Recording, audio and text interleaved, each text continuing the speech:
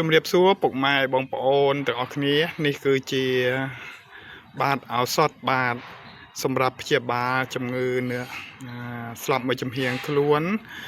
ឬក៏អ្នកជំងឺបាទលៀនឌីសពុកម៉ែបងប្អូនណាហ្នឹងហើយឬក៏អ្នកជំងឺឈឺឆ្អឹងបាទពុកម៉ែបងប្អូនណាហ្នឹងហើយឱសថនេះគឺប្រកែណាស់ខ្ញុំបានសាកហើយពុកម៉ែបងប្អូនណាហ្នឹងហើយខ្ញុំបានសាកហើយទទួលបានបាទប្រសិទ្ធភាពពិតពុកម៉ែបងប្អូនណាហ្នឹងហើយនេះគូគ្នាវាបាទដែលខ្ញុំ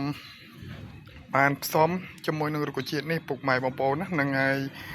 ហើយពុកម៉ែបងប្អូនណាដែលមានបញ្ហាលើសឈាមឬក៏ងាប់មួយចំហៀងខ្លួនឬក៏ឈឺសរសៃបាទឬក៏ឈឺចឹងពុកម៉ែបងប្អូនអាចទំនាក់ទំនងជាមួយនឹងខ្ញុំបាទយកថ្នាំនេះទៅព្យាបាលថ្នាំនេះយើងប្រើបានជាពីរប្រភេទយើងត្រាំស្រាក៏បានយើងដាំទឹកក៏បានពុកម៉ែបងប្អូនណាហ្នឹងហើយកុំឲ្យចាំពេលដែលយើងហួសពេលនឹងព្យាបាលហើយទើបយើងមករកថ្នាំក្រោយគឺថ្នាំមិនអាចជួយពុកម៉ែបងប្អូនបានទេពុកម៉ែបងប្អូនណាហ្នឹងហើយ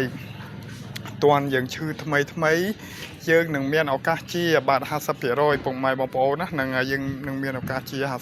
50% ពុកម៉ែបងប្អូនយកទៅបាទដាំទឹកហូបឬក៏ត្រាំស្រាពុកម៉ែបងប្អូនណាហ្នឹងហើយថ្នាំនោះគឺខ្ញុំមានថ្នាំជាច្រើនប្រភេទទៀតពុកម៉ែបងប្អូនណាមានតាំងពីកាពះមានតាំង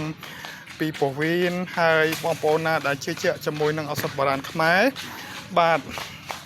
អាចយកទៅប្រើប្រាស់តាមការគួរបានពុកម៉ែបងប្អូនណាដែលមិនជឿជាក់ពុកម៉ែបងប្អូនគ្រាន់តែមើលហើយមិនបាច់គិតក្នុងចិត្តក៏បានដែរពុកម៉ែបងប្អូនណាហ្នឹងហើយកុំឲ្យលើគេថាចេះថាចោះយើងឈប់ប្រើថ្នាំខ្មែរនោះពុកម៉ែបងប្អូនណាហ្នឹងហើយថ្នាំខ្មែរគឺជាថ្នាំដែលយើងសង្កត់ដោយកម្ដៅថ្ងៃมันមានប្រើសារធាតុណាមួយបាទបង្កក់ទុកទេពុកម៉ែបងប្អូនណាហ្នឹងហើយថ្នាំគឺខ្ញុំមានថ្នាំតាំងពីរលាកតម្រងនោមថ្នាំព្យាបាលគីសថ្នាំព្យាបាលជំងឺស្កុនថ្នាំព្យាបាលជំងឺឆ្កួតជ្រូកថ្នាំព្យាបាលជំងឺពឹសហើយនឹងថ្នាំព្យាបាលបាទជំងឺដែលអ្នកខូចសតិឬក៏ថ្នាំអ្នកសរសៃប្រសាទឬក៏មន្តអាគមដតេគ្របសង្កត់ពុកម៉ែបងប្អូនណាគឺខ្ញុំមានថ្នាំទាំងអស់នឹងសម្រាប់ព្យាបាលជូនពុកម៉ែបងប្អូនតែពុកម៉ែបងប្អូនណាជឿឬក៏មិនជឿពុកម៉ែបងប្អូនបាទពិចារណាដោយខ្លួនឯងចោះបាទហើយពុកម៉ែបងប្អូនទៅរកគ្រូគឺរកគ្រូឲ្យត្រូវកុំឲ្យគ្រូនេះឃើញគេថាអញ្ចេះធ្វើអញ្ចេះហើយគេថាអញ្ចោះធ្វើអញ្ចោះណាពុកម៉ែបងប្អូនណាកុំឲ្យខាតពេលវេលាហើយខាតលុយច្រើនយើងរកគ្រូយើងរកតម្រូវតែម្ដងពុកម៉ែបងប្អូនណាតែខ្ញុំគឺខ្ញុំនិយាយពិតខ្ញុំធ្វើពិតខ្ញុំប្រកាសបាទពិតពុកម៉ែបងប្អូនណាហ្នឹងហើយចេញពីខ្ញុំទៅគឺខ្ញុំព្យាបាលទាល់តែជាអ្នកជំងឺស្កន់នៅអីបានខ្ញុំ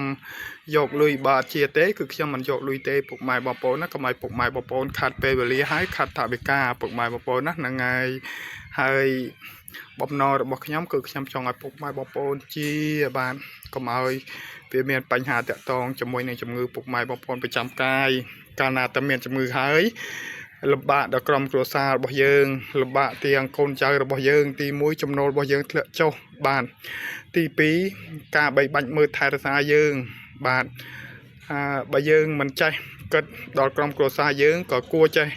គិតដល់ខ្លួនឯងខ្លះដែរពុកម៉ែបងប្អូនណាកុំឲ្យគេលំបាកដោយសារយើងប្រពន្ធដឹងតែថែយើងហើយប៉ុន្តែដល់ថែយូរទៅគ្នាក៏មានការអន់សពន្ធចិត្តដែរដោយសារតែ